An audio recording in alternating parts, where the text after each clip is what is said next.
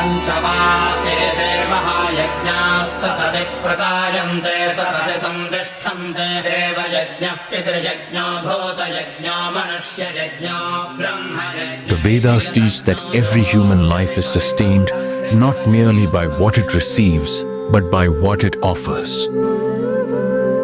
They speak of 5 eternal responsibilities to the divine, to our ancestors, to all living beings, to fellow human beings, and to knowledge. For most, these remain sacred ideals. For a rare few, they become a way of life. This is the story of one such life, Gujjadi Narasimha Nayak. Gujjadi, a quiet coastal village near Udupi, the ancestral home that gave the Gujjadi Nayak family its name. A few kilometers away lies Brahmawar, where on 22nd July 1926, Gujjadi Narasimha Nayak was born. His parents, Lakshman Upendra Nayak and Yamuna, owned little in material wealth, but instilled in him values of integrity, dignity of labor, and an unwavering faith in life. Poverty was never just the absence of money. It could take away health, education, dignity, and opportunity. He lost his younger brother at an early age. He witnessed the humiliation of his family's belongings being seized for an unpaid house tax. Poverty forced him to discontinue his education after the 8th standard. As his father grieved over being unable to pay, Narasimha gently said, "Do not worry, I will work. I will make something of my life." His formal education ended that day, but the education of life had only just begun. Every occupation left behind a lesson.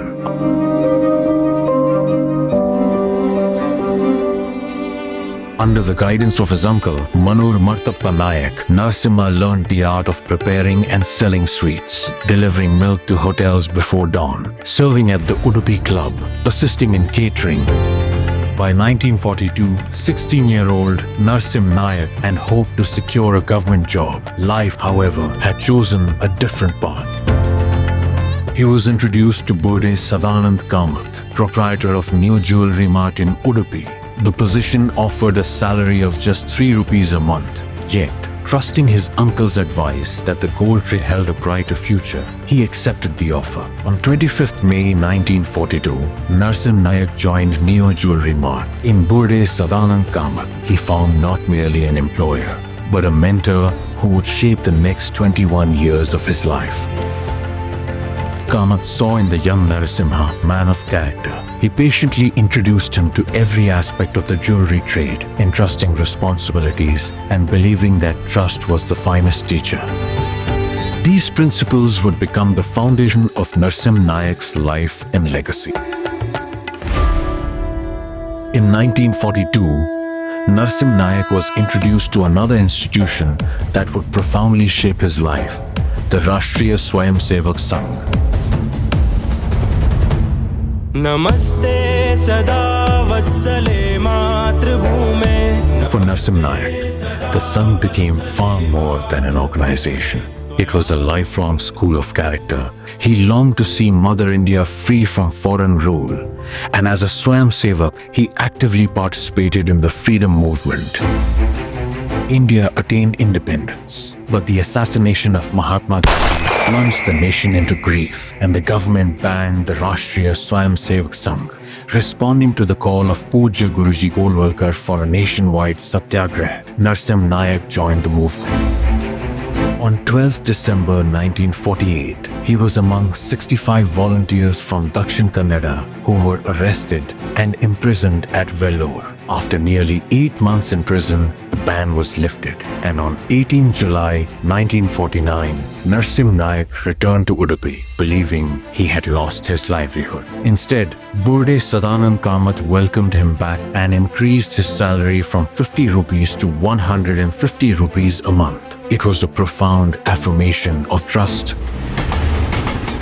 In 1951, Sadanand Kamath took his young apprentice, on an extensive study tour across Kerala and Madras state, the region's leading jewelry centers. The tour introduced them to the concept of ready-made gold jewelry. Neo Jewelry Mart pioneered the concept in Udupi. For Narasimha Nayak, the journey became an invaluable lesson in entrepreneurship. On 7th December 1953, Narasimha Nayak entered Grahasthrama, marrying Lakshmi, daughter of Haradi Srinivas Kamath of Udupi, who was named Shubhaprada after marriage. Their wedding was a simple ceremony. Together, they built a home founded on mutual respect and unwavering support. Shubhaprada became the quiet strength of the family, nurturing their 9 children and standing beside him through every phase of his life's journey. As Sadanand Kamath's health declined, Narasimha Nayak assumed the responsibility of managing Neo Jewelry Mart. In 1956, Kamath's son Bhagirath returned from Mumbai to take over the family business. The transition was painful. Narasimha Nayak's responsibilities were gradually withdrawn.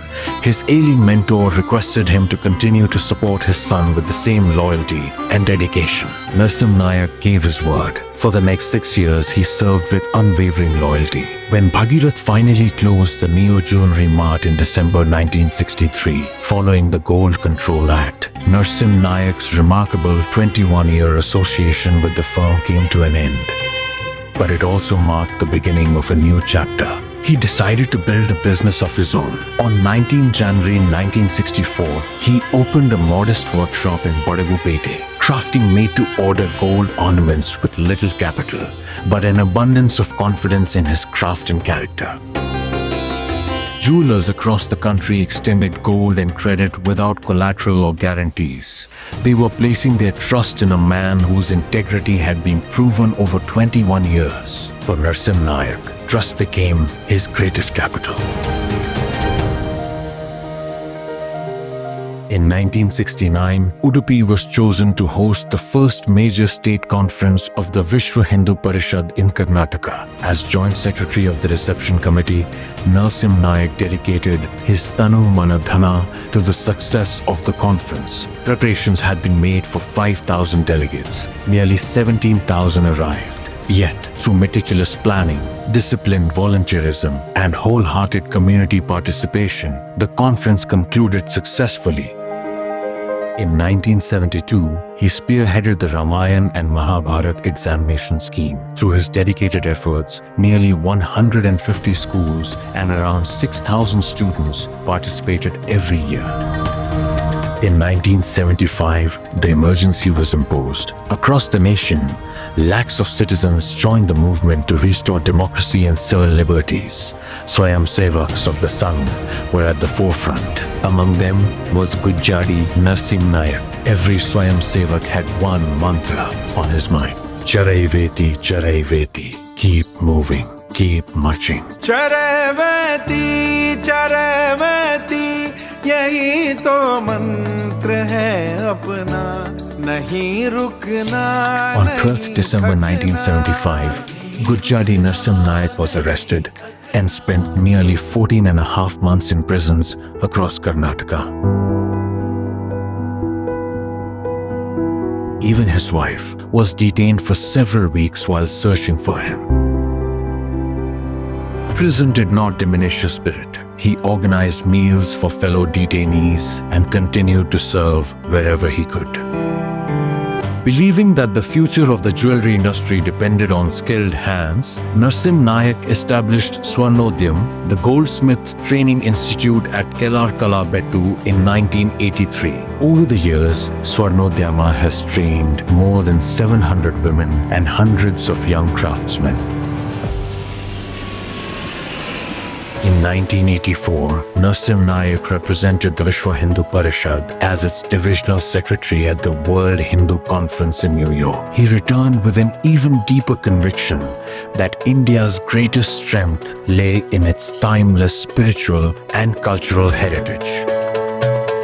During the 1980s, under the spiritual leadership of His Holiness Sri Vishwesh Tirth Swamiji of Pejawar Math, Udupi emerged as one of the principal centers of the Sri Ram Janmabhoomi Mukti Andolan. The historic Dharma Sansad of 1985 gave new direction and momentum to the movement. Narasimha Nayak worked alongside Sri Somsekhar Bhatt, Dr. V.S. Acharya, and countless volunteers to take the movement to every corner of Udupi district. While Narasimha Nayak devoted himself to both his enterprise and public life, a quiet strength was steadily growing behind him, his children. As they matured, they gradually assumed greater responsibilities, becoming not merely successors to the business, but trusted partners in the values and vision he had built. In 1988, as the next generation entered the business, Narasimha Nayak renamed the enterprise Gujjadi Narasimha Nayak and Sons, and the flagship jewelry showroom brand Swarna was born. Narasimha Nayak embraced computerized accounting and inventory management, making his enterprise one of the earliest jewelry businesses in India to adopt computer technology. Today, succeeding generations continue to uphold those enduring values while carrying the Swarna tradition to new places and new customers.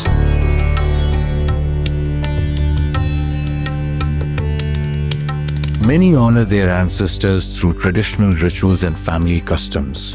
Gujjadi Narasimha Nayak chose to honor them by restoring their legacy. His extraordinary efforts reunited nearly 500 households. His search for a long-forgotten Naga Shila led him to rediscover centuries of family history. He inspired the family to come together for a common purpose, the restoration of their ancestral temple and traditions. Under the guidance of His Holiness Sri Sudhindra Tirth Swamiji of Sri Kashi Math, the Sri Lakshmi Narayana temple was consecrated in 1979, once again becoming the spiritual heart of the Gujjadi Nayak family.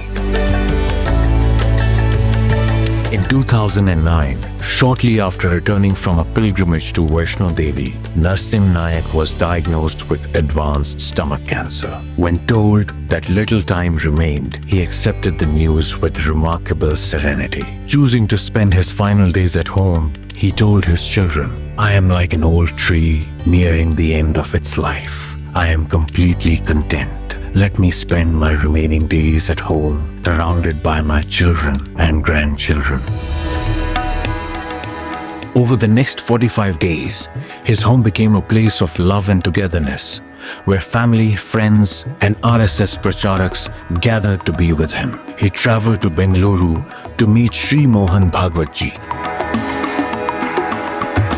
On 20th December 2009, surrounded by his family, Gujjadi Narasimha Nayak passed away peacefully at the age of 83.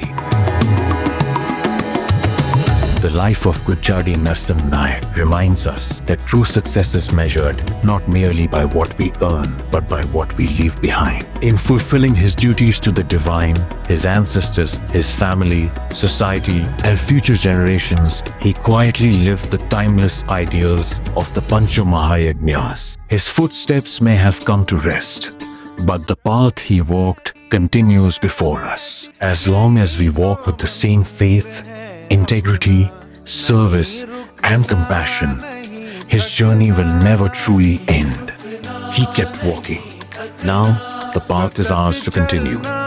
सतत चलना, सतत चलना, सतत चलना, यही तो मंत्र है अपना, शुभंकर मंत्र है अपना। चरण